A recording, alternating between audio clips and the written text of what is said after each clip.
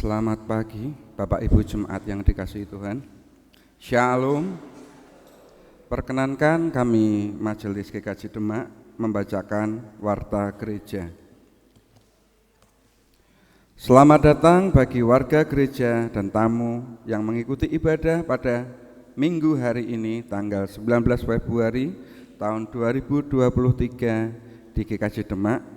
Majelis gereja menyambut dengan sukacita serta majelis dan jemaat menyampaikan selamat bagi jemaat yang berulang tahun pada minggu ini. Tuhan Yesus senantiasa melimpahkan berkat-Nya. Jadwal pelayanan ibadah pada minggu 19 Februari tahun 2023 sebagai berikut. Pengkhotbah Vikaris Jefta Teguh Saroso, musik Saudara Stephen, singer Timka, media Yosefin dan Ibu Dewi Yoyo, kamera Bapak Yitro, Saudara Pandu dan Saudara Luki.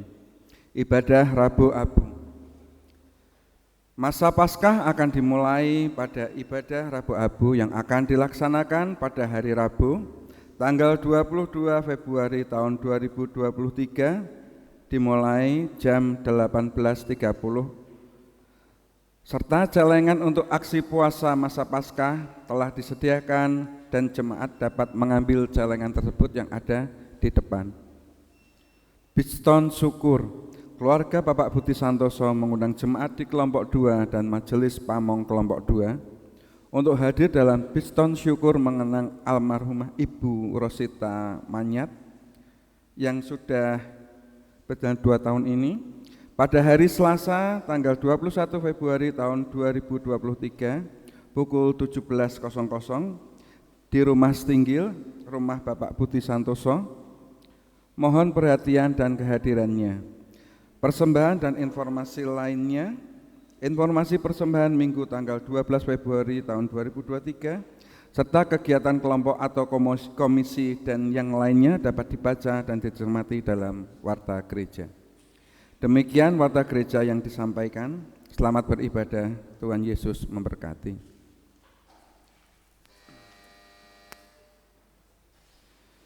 Jemaat yang terkasih, kita akan memasuki ibadah. Jemaat dimohon untuk mematikan suara handphone atau menggantinya ke mode silent atau mode diam. Mari mempersiapkan diri dalam saat teduh sejenak. Mari kita berdoa secara pribadi.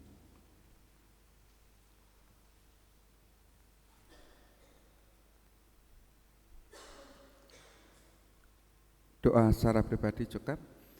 Jemaat yang dikasihi Tuhan, hari ini kita memasuki Minggu Transfigurasi. Minggu Transfigurasi adalah saat di mana kita diajak untuk menghayati pribadi Yesus Kristus yang dipenuhi kemuliaan Allah. Marilah kita bersama-sama memandang wajah Yesus yang mulia di dalam ibadah ini.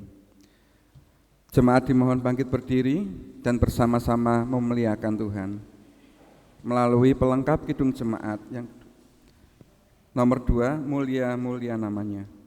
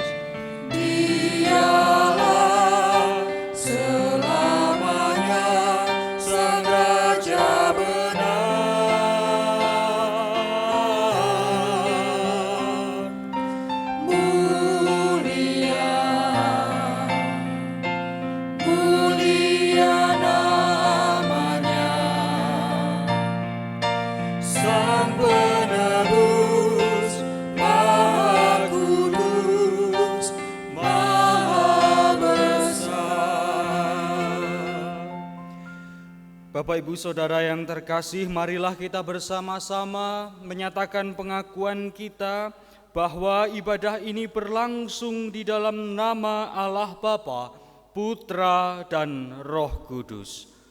Amin.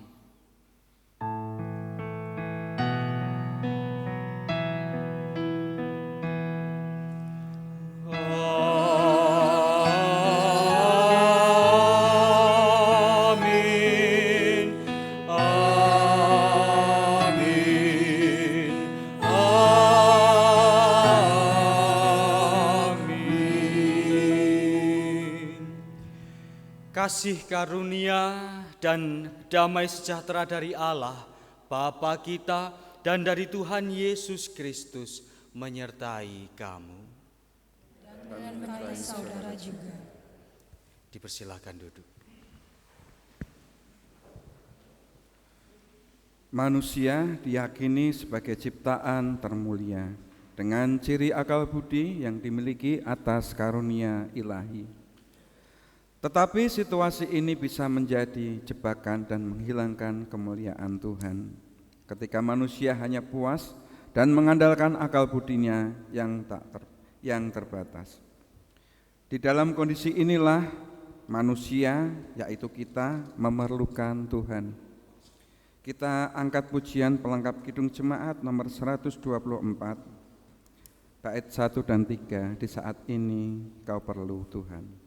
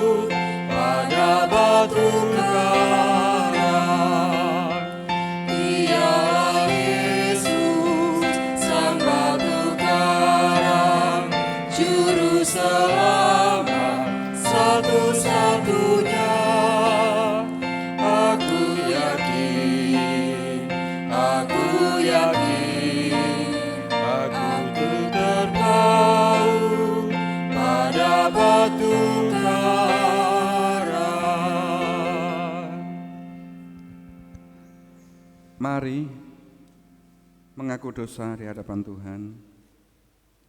Saya hantarkan.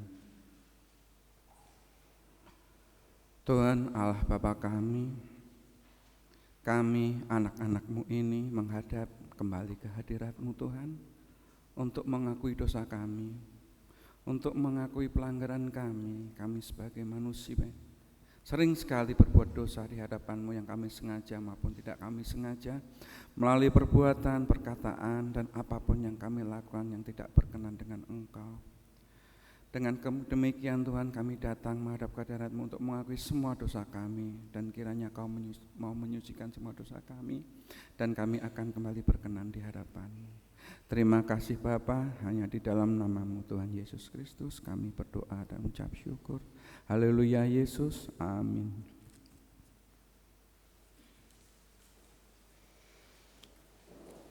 Mari kita bersama-sama berdiri untuk menerima berita anugerah dari Tuhan yang pada saat ini terambil dari surat 2 Petrus bab 1 ayatnya yang ketiga, yang demikian isi firman Tuhan. Karena kuasa ilahinya telah menganugerahkan kepada kita segala sesuatu yang berguna untuk hidup yang saleh oleh pengenalan kita akan Dia yang telah memanggil kita oleh kuasanya yang mulia dan ajaib. Demikianlah berita anugerah dari Tuhan. Syukur kepada Allah. Kita terima berita anugerah dengan menanggapinya melalui pujian pelengkap Kidung Jemaat 124. Di saat ini kau perlu Tuhan.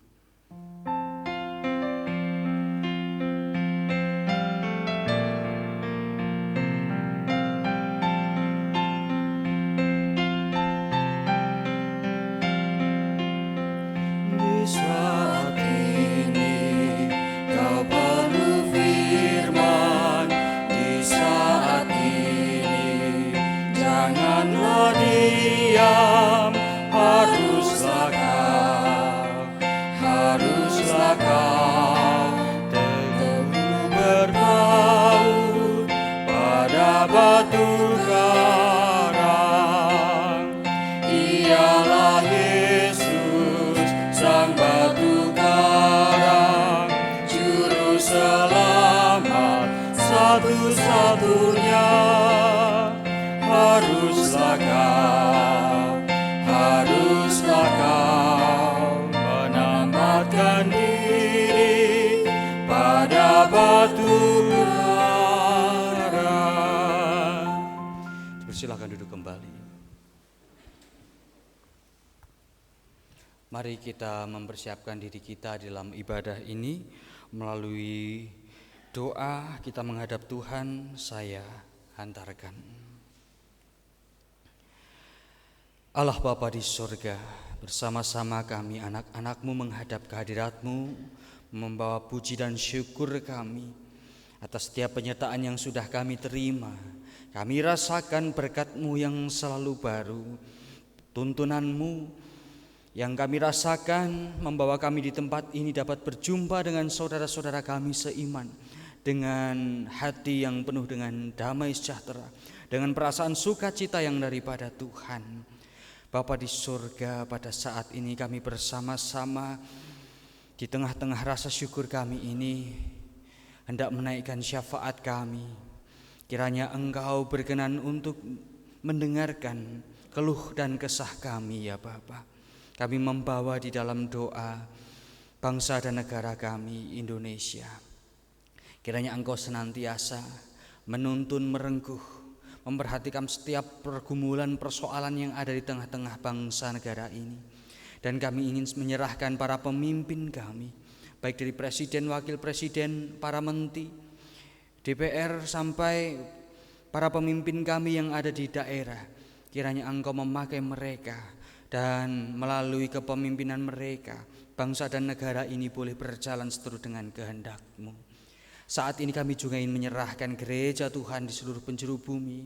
Terkhusus kami ingin memohonkan untuk gereja Kristen Jawa Demak, dari induk sampai dengan pepantannya.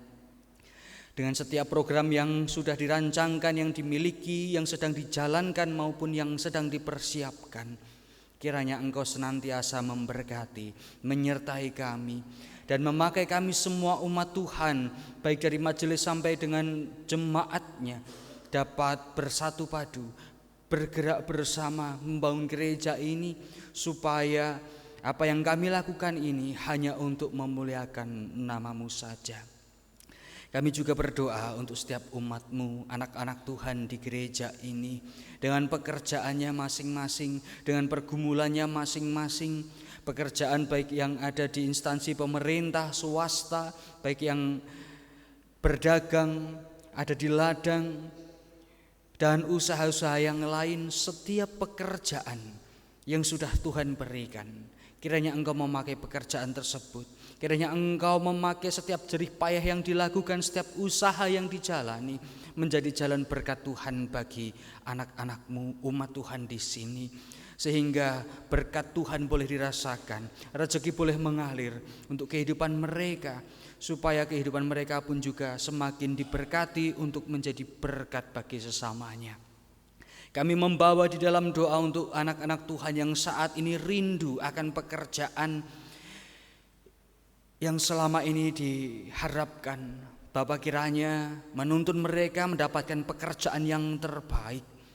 Bapa kiranya juga memakai setiap usahanya dan memberkatinya, sehingga pekerjaan yang sudah Tuhan sediakan boleh ditemui oleh saudara-saudara kami ini dan didapatkannya, sehingga melalui pekerjaan barunya nama Tuhan dipermuliakan. Kami ingin membawa di dalam doa anak-anak-Mu yang rindu dengan pasangan hidup, yang saat ini sedang di dalam masa pencariannya, atau yang saat ini sedang menjaga kehidupan yang akan dipersiapkan menuju rumah tangga baru. Kiranya Engkau memberkati, menuntun, dan menyertai setiap pergumulan yang ada, supaya anak-anak Tuhan ini juga boleh belajar untuk saling mencintai dengan cinta kasih Tuhan, sehingga di masa keluarga barunya nanti nama Tuhan senantiasa dipermuliakan melalui cinta kasih yang ditebarkan. Kami saat ini juga membawa di dalam doa anak-anak Tuhan yang saat ini rindu untuk kehidupan baru yang hadir di tengah-tengah keluarganya, keturunan yang diharapkan, diidam-idamkan. Kiranya Bapa juga mendengar setiap pergumulan anak-anak-Mu ini dan memberkati kehidupan mereka, supaya apa yang menjadi pengharapan mereka boleh diusahakan. Setiap upaya Tuhan berkati, sehingga kehidupan baru yang diharapkan itu juga boleh Tuhan berikan di waktu Tuhan yang terbaik. Saat ini kami juga ingin membawa di dalam doa saudara-saudara kami ya Bapa, yang di dalam kelemahan raganya, baik karena usianya yang sudah semakin tua atau karena sakit penyakit yang diderita. Kami percaya Engkau melihat satu persatu dari umat-Mu yang mengharapkan kesembuhan, mengharapkan kekuatan ini ya Bapa. Namun saat ini izinkan kami membawa di dalam doa saudara-saudara kami yang kami ingat. Kami menyerahkan Ibu Supini Lydia Ariwidodo, Ibu Istornatun Harsono, Ibu Suwarti Rostam, Bapak Parno Cipto Adi, Ibu Siti Rahayu Wahono, Ibu Sri Supatmi, Ibu Siswanti Pares, Bapak Agus Supriyanto, Saudara Edi Agus Kristianto, Ibu Sulistiani, Ibu Indah Wahyuni Manalu, Saudara Darius, Ibu Sri Rahayu Sarju, Bapak Riyadi, ayah dari Bapak Darmawan, Ibu Aristiasari, Bapak Sukardi yang saat ini pun juga masih opnam, dan saudara-saudara kami yang lain yang kami tidak ketahui satu persatu, tetapi merindukan kesembuhan dari Tuhan. Kiranya Bapa mendengar keluh kesah, kiranya Bapa mendengar pengharapan mereka, dan kami mohonkan di dalam nama Tuhan Yesus Kristus kekuatan, penghiburan, semangat juang, dan kesembuhan itu juga boleh diterima, dirasakan oleh saudara-saudara kami ini. Bapa di surga, masih banyak keluh kesah kami, doa-doa permohonan kami, tetapi keterbatasan kami ini semakin menyatakan bahwa kami adalah orang yang penuh dengan dosa, yang butuh pertolongan Tuhan. Maka kami memohon pengampunan dari-Mu ya Bapa, dan kiranya Engkau senantiasa menyertai kami, terlebih di saat kami saat ini akan bersama-sama menerima sabda-Mu. Bukalah hati kami, pikiran kami, supaya kami dapat menerima dengan baik, memahami dan melakukan firman-Mu di dalam kehidupan kami. Kami menyerahkan hamba-Mu yang akan menyampaikan sabda-Mu.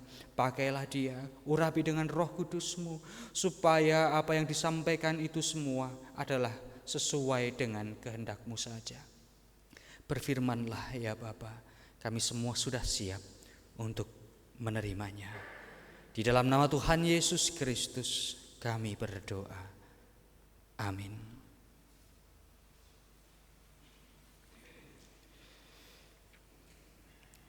Bapak Ibu Saudara, kita akan bersama-sama menyimak, membaca, mendengar rangkaian bacaan firman Tuhan. Untuk para lektor dipersilahkan.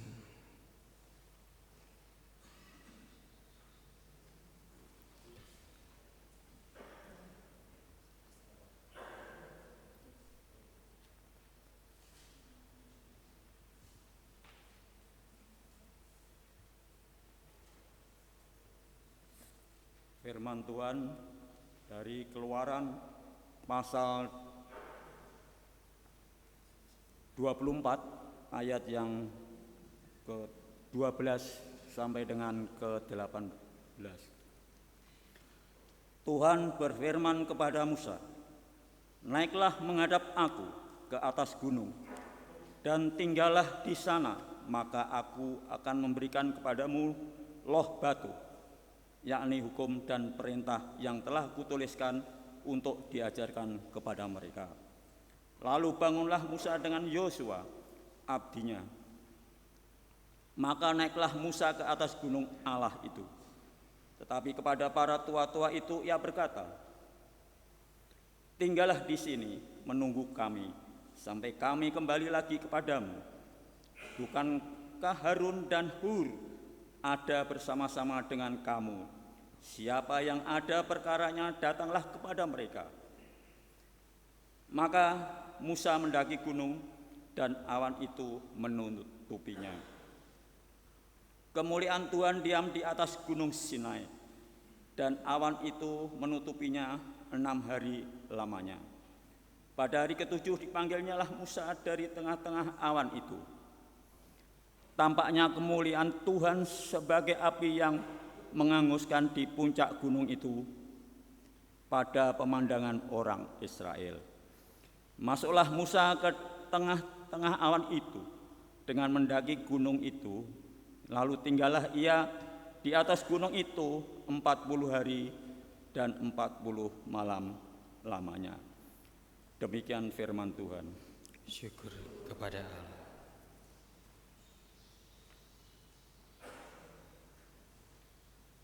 Saudara-saudariku semua, mari kita menanggapi firman Tuhan dengan membaca Mazmur 2 ayat 1 sampai 12 secara bergantian. Mengapa rusuh bangsa-bangsa? Mengapa suku-suku bangsa mereka-reka perkara yang sia-sia? Raja-raja dunia bersiap-siap dan para pembesar bermufakat bersama-sama melawan Tuhan dan yang diurapinya. Marilah kita memutuskan belenggu-belenggu mereka dan membuang tali-tali mereka daripada kita. Dia yang bersemayam di surga tertawa dan mengolok-olok mereka. Maka berkatalah ia kepada mereka dalam murkanya dan mengejutkan mereka dalam kehangatan amarahnya. Akulah yang telah melantik rajaku di Sion, gunungku yang kudus. Aku mau menceritakan tentang ketetapan Tuhan. Ia berkata kepadaku, "Anakku, engkau telah kuperanahkan pada hari ini. Mintalah kepadaku, maka bangsa-bangsa akan kuberikan kepadamu menjadi milik pusakamu, dan ujung bumi menjadi kepunyaanmu. Engkau akan meremukkan mereka dengan gada besi, memecahkan mereka seperti tembikar tukang periuk." Oleh sebab itu, hai raja-raja, bertindaklah bijaksana terimalah pengajaran, hai para hakim dunia. Beribadahlah kepada Tuhan dengan takut dan ciumlah kakinya dengan gemetar. Supaya ia jangan murka dan kamu binasa di jalan, sebab mudah sekali murkanya menyala. Berbahagialah semua orang yang berlindung padanya.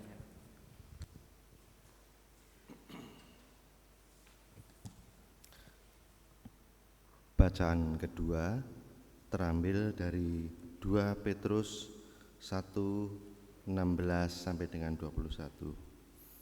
Nubuat tentang kemuliaan Kristus telah digenapi. Sebab kami tidak mengikuti dongeng-dongeng isapan jempol manusia.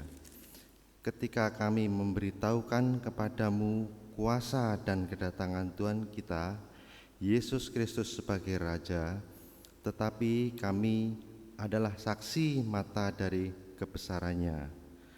Kami menyaksikan bagaimana ia menerima kehormatan dan kemuliaan dari Allah Bapa ketika datang kepadanya suara dari Yang Maha Mulia yang mengatakan, "Inilah anak yang kukasihi, kepadanyalah aku berkenan." Suara ini kami dengar datang dari surga ketika kami bersama-sama dengan Dia di atas gunung yang kudus. Dengan demikian kami makin diteguhkan oleh firman yang telah disampaikan oleh para nabi. Alangkah baiknya kalau kamu memperhatikannya sama seperti memperhatikan pelita yang bercahaya di tempat yang gelap sampai fajar menyingsing dan bintang di timur terbit bersinar di dalam hatimu.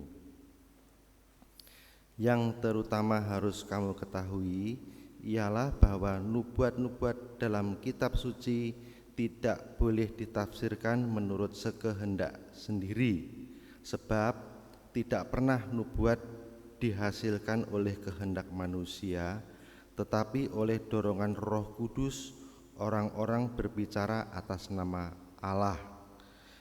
Demikian sabda Tuhan. Syukur kepada Allah. Terima kasih untuk para lektor yang berkenan membacakan. Dan saat ini kita juga akan bersama-sama melihat bacaan yang terambil dari Injil Matius pasal 17. Ayatnya yang pertama sampai dengan yang ke-19 yang demikian isi firman Tuhan. 6 hari kemudian Yesus membawa Petrus, Yakobus, dan Yohanes saudaranya, dan bersama-sama dengan mereka ia naik ke sebuah gunung yang tinggi. Di situ mereka sendiri saja. Lalu Yesus berubah rupa di depan mata mereka. Wajahnya bercahaya seperti matahari, dan pakaiannya menjadi putih bersinar seperti terang. Maka nampak kepada mereka Musa dan Elia sedang berbicara dengan Dia. Kata Petrus kepada Yesus, "Tuhan, betapa bahagianya kami berada di tempat ini. Jika Engkau mau, biarlah kudirikan di sini 3 kemah, satu untuk Engkau, satu untuk Musa, dan satu untuk Elia." Dan tiba-tiba sedang ia berkata-kata, turunlah awan yang terang menaungi mereka, dan dari dalam awan itu terdengar suara yang berkata, "Inilah anak yang kukasihi, kepadanyalah aku berkenan, dengarkanlah dia."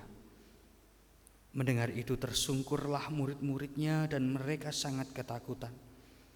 Lalu Yesus datang kepada mereka dan menyentuh mereka sambil berkata, "Berdirilah, jangan takut." Dan ketika mereka mengangkat kepala, mereka tidak melihat seorang pun kecuali Yesus seorang diri. Pada waktu mereka turun dari gunung itu, Yesus berpesan kepada mereka, "Jangan kamu ceritakan penglihatan itu kepada seorang pun sebelum Anak Manusia dibangkitkan dari antara orang mati. Demikianlah Injil Yesus Kristus. Yang berbahagia adalah kita semua yang sudah mendengarkan dan melakukannya dalam kehidupan sehari lepas sehari. Haleluya, Yahweh.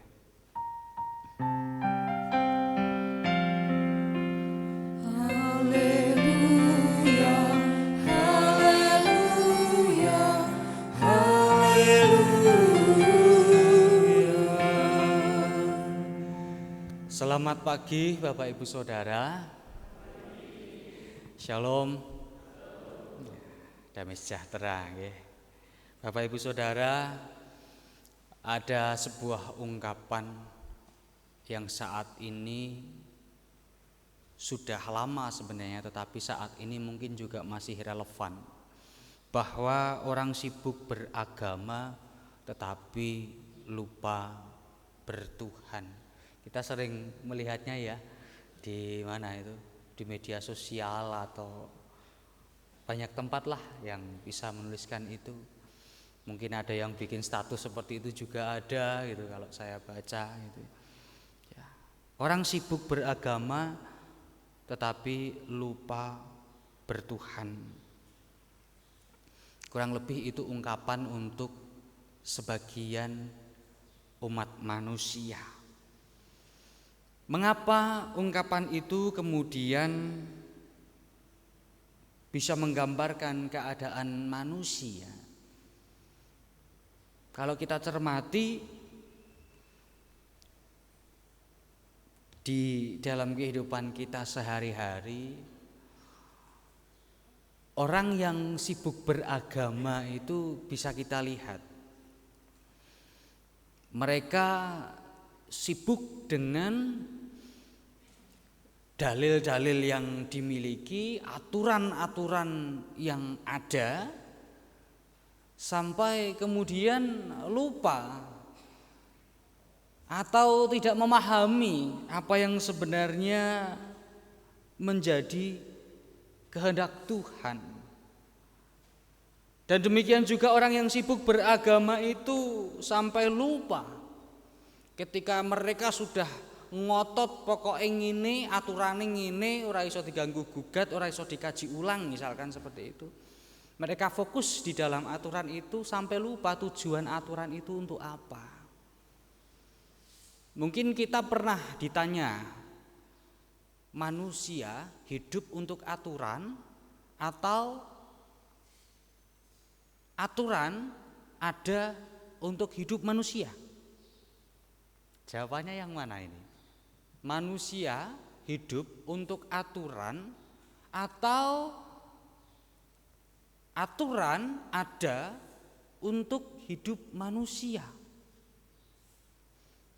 Jikalau aturan ada untuk hidup manusia, maka apa yang menjadi peraturan, apa yang menjadi ketetapan, itu yang mau tidak mau harus dilakukan, tidak bisa diganggu gugat. Pada akhirnya manusia diperbudak oleh aturan yang ada, tanpa kemudian mengkaji ulang apakah aturan itu masih relevan atau tidak untuk dilakukan. Apakah tradisi itu, apakah kultur budaya dan sebagainya yang menunjukkan sebuah ketetapan atau aturan itu masih relevan. Tapi kenyataannya tidak. Indonesia sedang baru saja menetapkan RUU yang ada, banyak yang terkandung di dalamnya. Ini sebenarnya membuktikan bahwa aturan ada untuk menata manusia, bukan manusia ada untuk aturan. Kalau manusia ada untuk aturan, pokoknya kuwi diperbudak. Tetapi ketika aturan ada untuk menata kehidupan manusia, maka aturan ini kemudian ya digunakan sebagaimana mestinya, sebagaimana fungsinya, dan tidak ngotot. Dari sini kita semakin jelas bisa melihat bahwa orang-orang yang diperbudak oleh aturan, orang-orang yang sibuk beragama lupa bertuhan, adalah orang-orang yang sifatnya eksklusif akhirnya. Kita bisa lihat di media, di televisi. Orang yang sebenarnya dibalik itu ingin memperbesar kelompoknya, kemudian dengan cara pandang mereka berusaha untuk menjatuhkan agama lain. Ini realitas yang bisa kita temui. Mereka lupa bahwa aturan ada itu digunakan untuk memuliakan nama Tuhan, bukannya malah mendiskriminasi kelompok lain, agama lain, golongan lain. Bapak Ibu Saudara yang terkasih, ketika kita melihat bacaan di dalam kitab Keluaran, di situ disampaikan bagaimana Musa yang pada saat itu diperintah oleh Allah. Allah berfirman, Musa mendengarkan firman Allah, lalu Musa melakukan apa yang menjadi perintah Allah, di mana Allah menyuruh Musa untuk naik lagi ke Gunung Sinai, dan di sana Allah akan memberikan ketetapan-ketetapan, peraturan-peraturan yang semestinya dilakukan oleh bangsa Israel. Mengapa demikian? Karena konteks pada waktu itu bisa kita pahami, orang hidup semaunya sendiri. Orang hidup dengan cara berpikirnya sendiri, dengan apa yang menurutnya benar, selama itu menyenangkan aku dan aku enggak masalah, ya aku lakukan. Mereka tidak berpikir tentang apakah itu merugikan orang lain. Mereka tidak berpikir apakah ada nilai-nilai kehidupan yang dibangun dari setiap hal yang dijalani. Nah, disinilah Allah ingin menata kehidupan manusia. Karena Allah itu baik kepada umatnya. Allah tidak ingin kehidupan manusia menjadi kacau. Allah ingin kehidupan manusia ini ada keteraturan. Karena di dalam keteraturan itu ada keselamatan daripada Allah untuk manusia. Dan supaya manusia itu di dalam mereka beragama itu juga bisa mengenal dengan baik siapa Tuhan yang dia sembah di dalam dia beragama. Di mana bangsa Israel kemudian ditunjukkan bahwa Allah yang mereka sembah memang benar Allah yang memiliki kuasa, yang ditunjukkan, yang mereka lihat sendiri kuasanya, sampai mereka ketakutan. Dan kemuliaan Allah itu ditunjukkan di dalam kuasanya yang luar biasa di hadapan bangsa Israel. Ada sesuatu hal yang menarik di sini ketika kemuliaan Allah ada di tempat yang tinggi, di atas gambarannya, dan kemudian dalam cerita Keluaran ini dari kemuliaan Allah kemudian lahirlah aturan-aturan yang ada. Di sini ketika kita melihat kitab Keluaran semakin jelas lagi bahwa ternyata ketika kemuliaan Allah itu bisa kita lihat ketika kita juga mau mendengarkan apa yang menjadi kehendak Tuhan, yang paling tidak dinyatakan melalui aturan-aturan yang ada yang relevan pada saat itu, yang bisa menata kehidupan kita. Di mana ketetapan-ketetapan yang baik dari Tuhan itu yang disampaikan oleh Musa kepada bangsa Israel dikaji, didengarkan, dipelajari dengan seksama dan dilakukan. Untuk apa? Dengan kesadaran penuh bahwa ini untuk kehidupan bersama, untuk kebaikan bersama. Apalagi kalau kita melihat arti dari agama itu sendiri, Bapak Ibu Saudara, ada yang mengatakan agama itu dari dua kata, a dan gama. A itu tidak, gama kacau. Supaya apa? Kehidupan manusia dalam beragama tidak kacau. Ya, bolehlah. Kalau orang Jawa bilang agama, agomo ki opo? Agomo ki ageman. Sandangan opo sing dinggo ben ketok wangun. Supaya tidak melanggar norma-norma etis, tidak telanjang bulat bloko suto, tetapi juga ada tatanan yang perlu dipakai orang Jawa. Tapi kalau kita kembali kepada Alkitab, ada beberapa istilah yang dipakai oleh Alkitab di mana agama diterjemahkan atau dari bahasa aslinya treskia. Ini adalah ungkapan lahiriah dari iman. Jadi treskia ini ketika ada seseorang beragama, dia memiliki iman, maka iman ini harus diungkapkan dalam sikap hidup. Harus dilahirkan imannya, tidak hanya disimpan di dalam hati menjadi sebuah kepercayaan saja, tidak. Tetapi harus diungkapkan, dilakukan.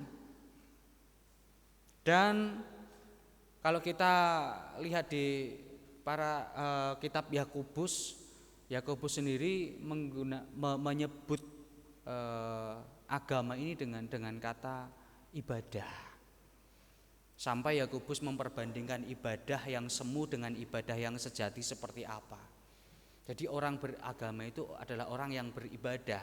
Nah, beribadah menurut Yakobus apa? Ketika iman dengan perbuatan, sama kan?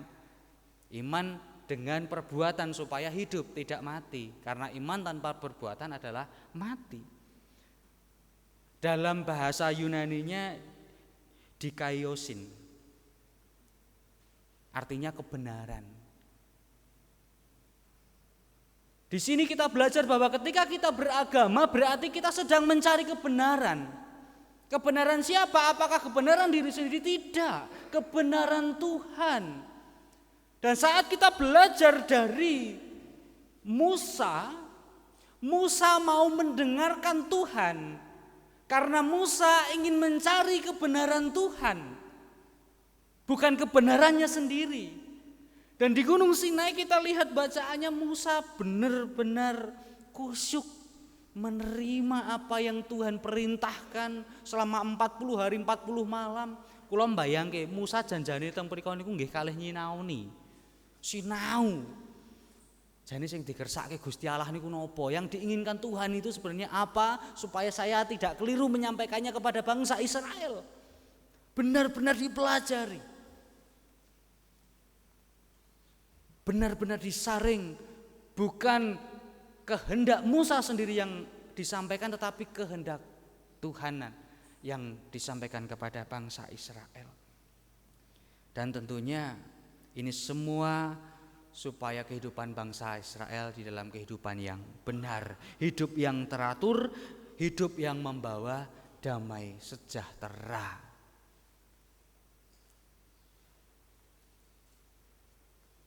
Di dalam peraturan-peraturan yang ada ternyata gambaran di awal tadi yang saya berikan tidak hanya dilakukan oleh orang masa kini, tetapi orang zaman dulu pun juga sudah melakukannya.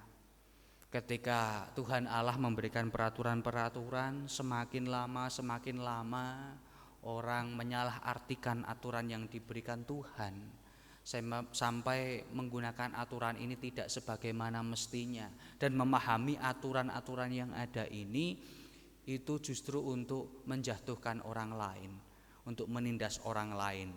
Coba kita lihat, kalau sudah ada aturan yang menunjukkan mana yang benar, mana yang salah, maka kita akan dengan mudah mengetahui siapa yang salah. Kalau sudah kita tahu ada orang lain yang salah, apa yang ada di dalam benak manusia, wah kayak salah iki, bicarane dipidono, dihukum, nek perlu seberat-beratnya. Tujuannya akhirnya untuk menghakimi kan. ketetapan-ketetapan yang ada. Tujuannya untuk mencari kesalahan orang lain.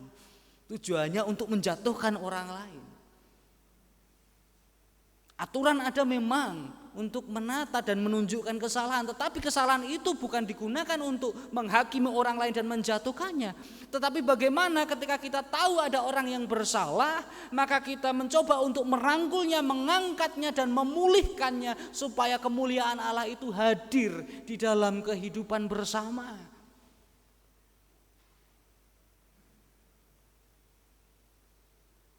Maka Allah pada akhirnya ingin mengklarifikasi semua ini.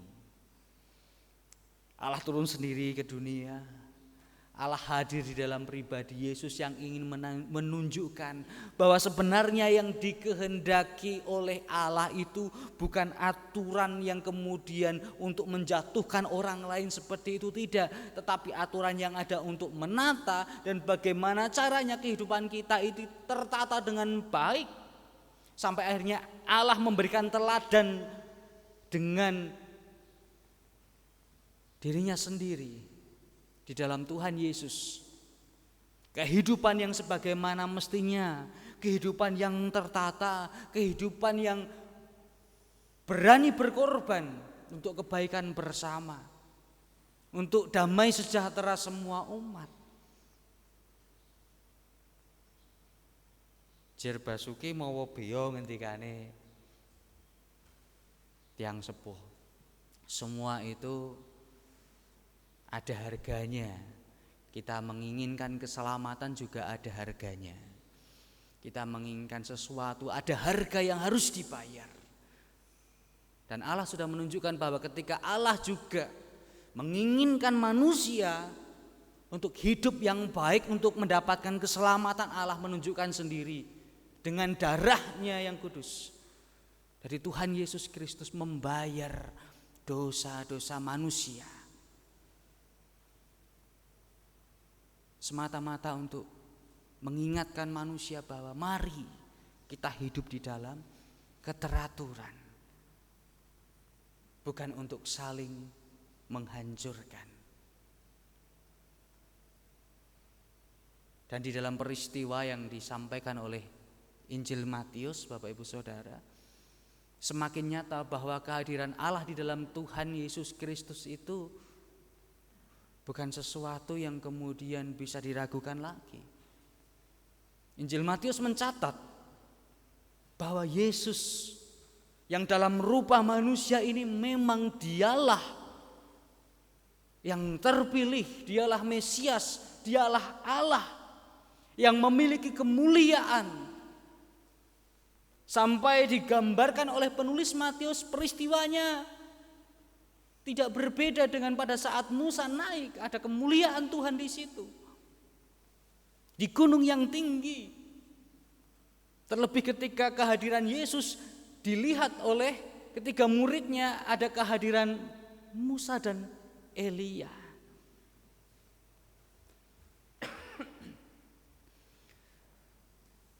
Kehadiran dua nabi ini ingin mengingatkan bangsa Yahudi bahwa Yesus ini bukan lain, Yesuslah Mesias. Yesus hadir bukan di luar pemahaman orang Yahudi. Yesus lahir bukan di luar pemahaman bangsa Israel. Tetapi ini memang Yesus, kehadiran Yesus ini masih selaras, masih sama. Tuhanmu ini hadir di dalam Yesus, Yahweh. Dan saat ini kita bersama-sama menghayatinya, bahwa kita mengimani Yesus adalah Tuhan dan Juru Selamat. Terlebih ketika para rasul memberikan kesaksian di dalam, terkhususnya di dalam bacaan Petrus tadi, bahwa itu bukan kabar burung ketika memberikan kesaksian bahwa ada seorang manusia tak berdosa yang mati di kayu salib dan dialah Tuhan. Mereka memberikan kesaksian karena mereka melihat sendiri kemuliaan Yesus, kemuliaan Allah di dalam diri Yesus.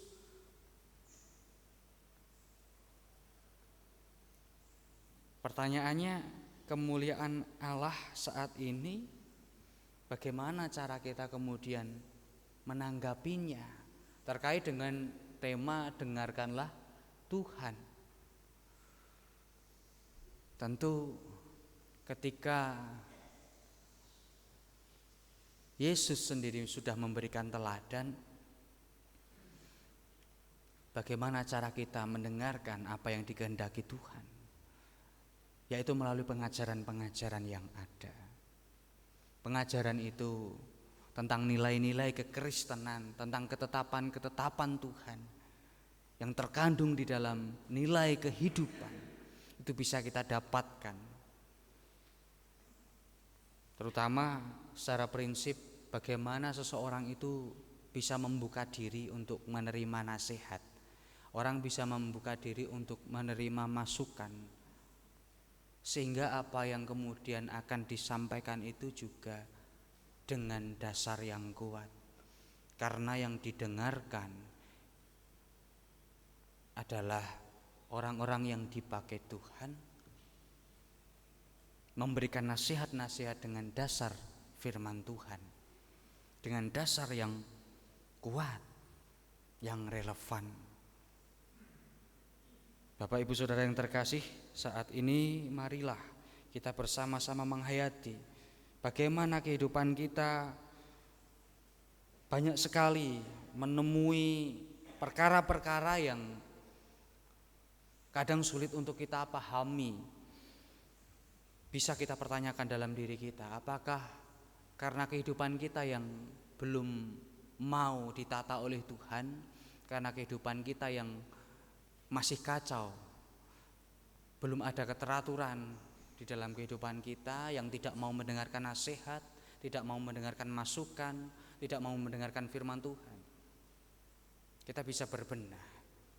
Terlebih saya yang masih darah muda seperti ini, saya harus masih banyak belajar. Dan terlebih ketika kita memang sudah semakin mendengar suara Tuhan, mari kita bagikan juga kebaikan-kebaikan Tuhan itu kepada sesama, supaya hanya nama Tuhan saja yang dipermuliakan. Khususnya di dalam minggu ini kita bersama-sama menghayati Minggu Transfigurasi. Kemuliaan Allah semestinya sudah hadir di dalam kehidupan manusia, di dalam kehidupan kita. Persoalannya tergantung apakah kita mau menunjukkan kemuliaan Allah itu di dalam melalui kehidupan kita, atau kita lebih memilih kehidupan kita dengan kehendak sendiri. Kiranya kebijaksanaan dari Allah ada pada kita semua, supaya kehidupan kita semakin diberkati dan senantiasa mendengarkan Tuhan. Amin. Mari kita masuk di dalam saat teduh.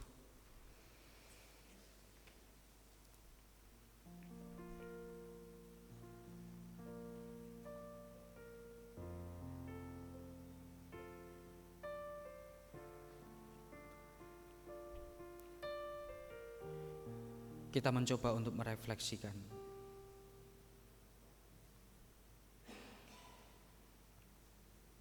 bahwa Tuhan senantiasa baik dalam kehidupan kita. Maka mari serahkan diri kita, supaya kebenaran Tuhan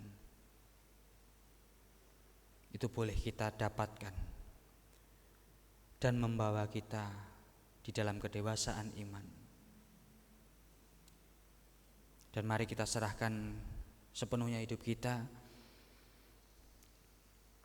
di dalam Tuhan Yesus yang sudah bersama-sama mengajarkan kita berdoa.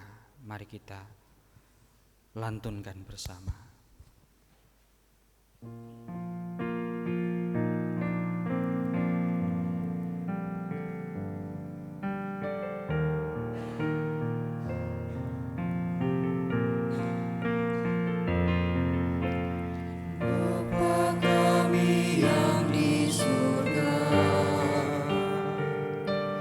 Dikuduskanlah namamu.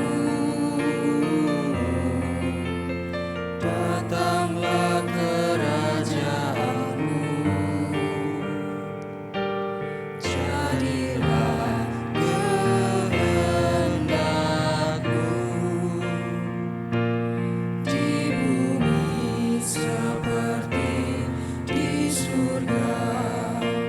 Berilah kami hari ini makanan secukupnya,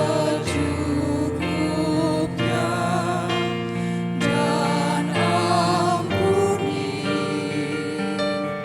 salah kami seperti kami ampuni orang yang bersalah pada kami. Jangan membawa kami ke dalam pencobaan, tapi lepaskan kami daripada yang jahat. Sebab Kau punya kerajaan dan kuasa dan kemuliaan selamanya. Amin. Kami undang jemaat untuk bangkit berdiri bersama dengan umat Allah di sepanjang masa. Mari kita ikrarkan iman kita bersama-sama mengaku pengakuan iman rasuli.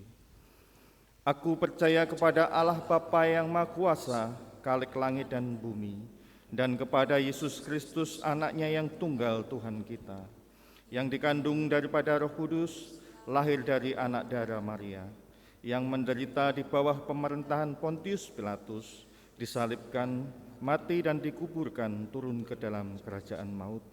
Pada hari yang ketiga bangkit pula dari antara orang mati, naik ke surga, duduk di sebelah kanan Allah Bapa yang Maha Kuasa, dan akan datang dari sana untuk menghakimi orang yang hidup dan yang mati.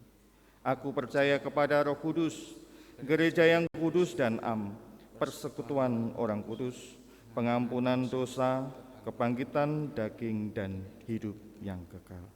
Jemaat dimohon duduk kembali. Mari kita menyerahkan persembahan syukur dengan mengingat firman Tuhan sebagaimana yang tertulis dalam Mazmur 99 ayat 2 dan yang ketiga. Tuhan itu maha besar di Sion, dan ia tinggi mengatasi segala bangsa. Biarlah mereka menyanyikan syukur bagi namamu yang besar dan dahsyat. Kuduslah ia. Untuk mengiringi ucapan syukur kita pujikan PKJ 148. Terima kasih ya Tuhanku.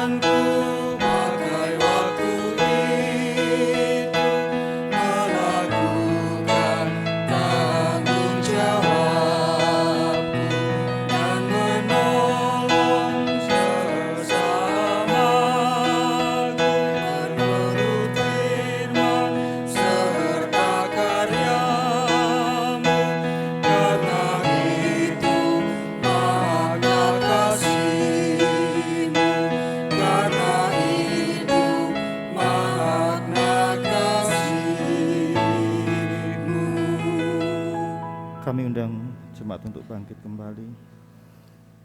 Kita dukung persembahan di dalam doa. Tuhan Allah Bapa kami yang bertahta dalam kerajaan surga yang maha mulia, ucap syukur Tuhan atas firman yang indah bagi kami. Beri kekuatan kami Tuhan dalam melakukan firman ini di kehidupan kami sehari-hari. untuk senantiasa mendengar Tuhan di dalam firman Tuhan dan di dalam doa kami. Ya Tuhan, pada kesempatan ini kami juga berdoa terkhusus untuk Vikaris Jefta Teguh Saroso yang telah memberitakan firman-Mu Tuhan. Tuhan berkati pelayanannya, Tuhan berkati keluarganya dan kehidupannya. Ya Tuhan, pada kesempatan ini kami juga menghaturkan persembahan yang telah kami siapkan dari rumah kami masing-masing. Sucikan dan kuduskan, biarlah persembahan ini menjadi kelebaran kerajaan-Mu di dunia melalui GKJ Demak Induk ini. Dan kami juga berdoa bagi petugas pengelola persembahan, berikan roh takut akan Tuhan dalam mengelola persembahan ini. Tuhan, sebentar selesainya ibadah ini, jemaat-Mu akan undur dari tempat ini Tuhan.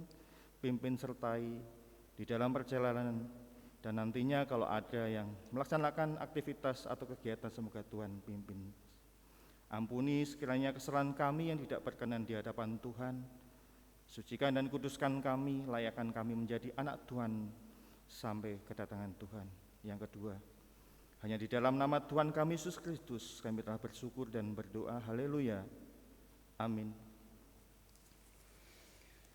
Jemaat kekasih Kristus, sama seperti bangsa Israel juga menerima berkat dari Tuhan, saat ini pun kita juga mari bersama-sama menerima berkat dari Tuhan. Tuhan memberkati engkau dan melindungi engkau. Tuhan menyinari engkau dengan wajah-Nya dan memberi engkau kasih karunia. Tuhan menghadapkan wajah-Nya kepadamu dan memberi engkau damai sejahtera. Amin. Kidung pelengkap Kidung Jemaat 231, di dalam suka, di dalam duka.